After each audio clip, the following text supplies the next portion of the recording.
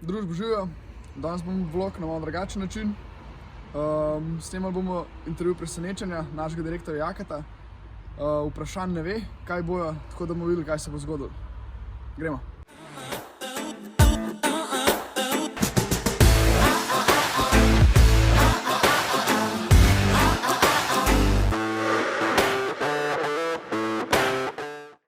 Kdaj in zakaj si vstopil v podjetništvo?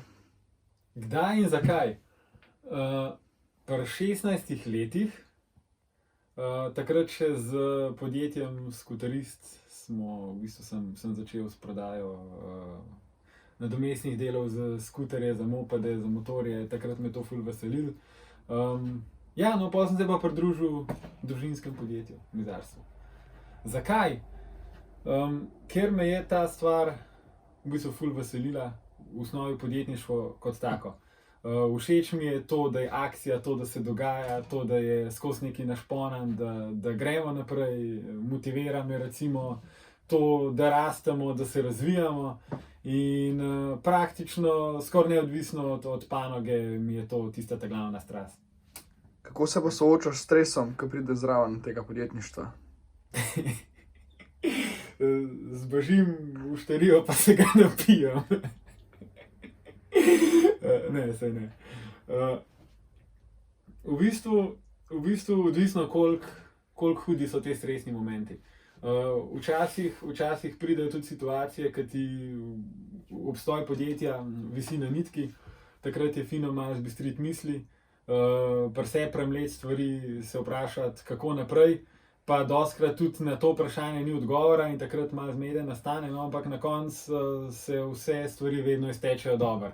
In ta stvar me v bistvu v takih situacijah malo tolaži. Druga oblika stresa, ki jo lahko tudi v bistvu doživljam, je pa preobremenjenost. Preobremenjenost s podatki, z informacijami, mogoče je to tudi posledica tega, da podjetje raste in da določene stvari še niso pravilno organizirane. Kako se s tem soočam? Malo potrpim, malo držim, pa pač probam te stvari na dolgi rok urejati. To je to. Pač podjetništvo je stres. Ne, ampak ni to tako hodno. V bistvu se da tudi nivo stresa znižati. Saj v bistvu držim se tudi načela, no, da se vprašam, kaj je tista najslabša stvar, najslabši možen scenarij, ki se lahko zgodi v tem primeru, ko pride do stresne situacije. In ko to razčistim, ko rečem, v najslabšem primeru se lahko zgodi to pa to, in ko pri sebi to sprejmem, pol je lažje, pol ti je skoraj vseeno, kako se odvije. Itak stremiš k tem, kaj je bolj, ampak pač, kar bo pa bo. Ali te je kdaj strah, glede na to, da si pač odgovorna oseba v podjetju? Tega ne smem kazati, ne. Ja, itak. Me je tudi strah, ja. Pa kaj čemo se, to je pač narava človeka. Je pa strah taka popestritev, ki saj veš, da si živ. Kako motiviraš svoje zaposlene? Tukaj moram biti previden s povišicami. V resnici je stvar veliko bolj kompleksna, no.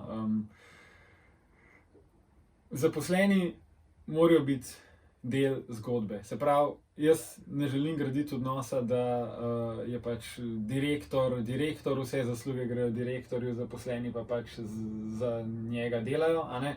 Ampak dejansko želim vzpostaviti kulturo, da se tudi zaposleni zavedajo, da so njihovi rezultati v bistvu odvisni od tega, kaj se bo s podjetjem na dolgi rok dogajalo, a ne. Tako da je vsak člen v verigi pomemben in vsak zaposlen je pomemben.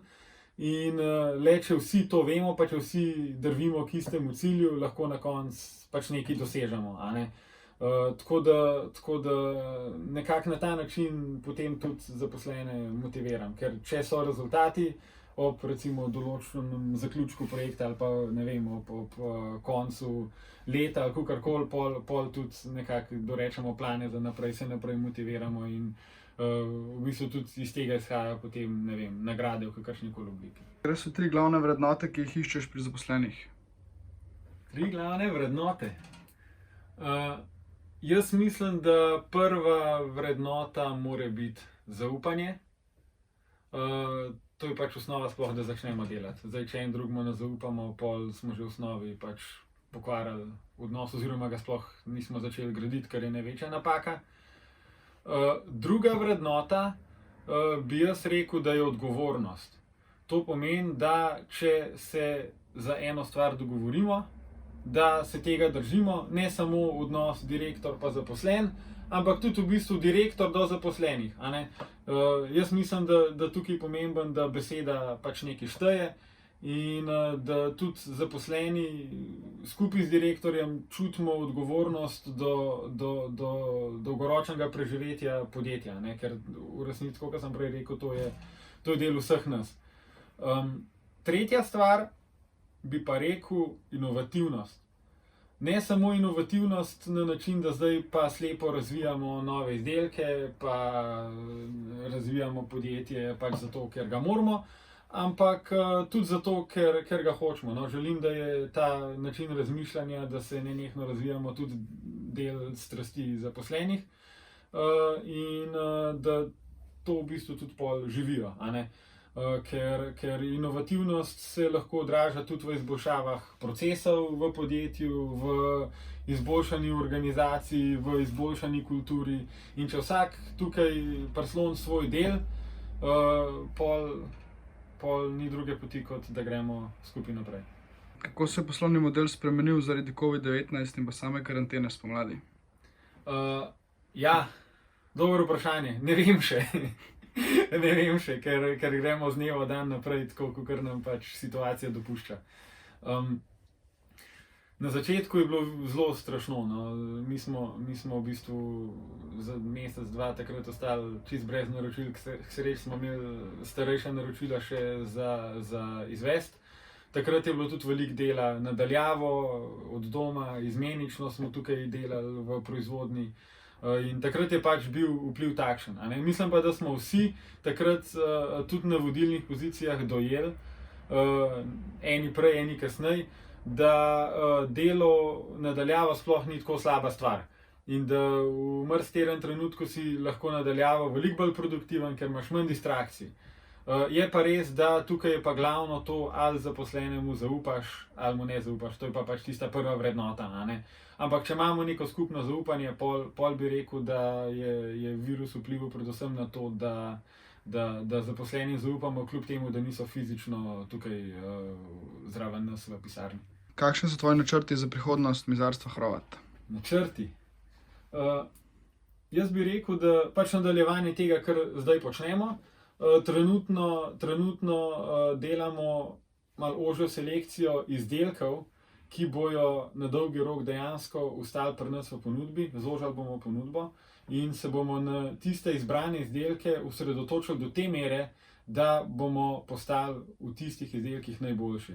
Se pravi, če grem čist konkretno, naš cilj je, da skupaj vrtnim hišicam postanemo najboljši vsaj v Evropi.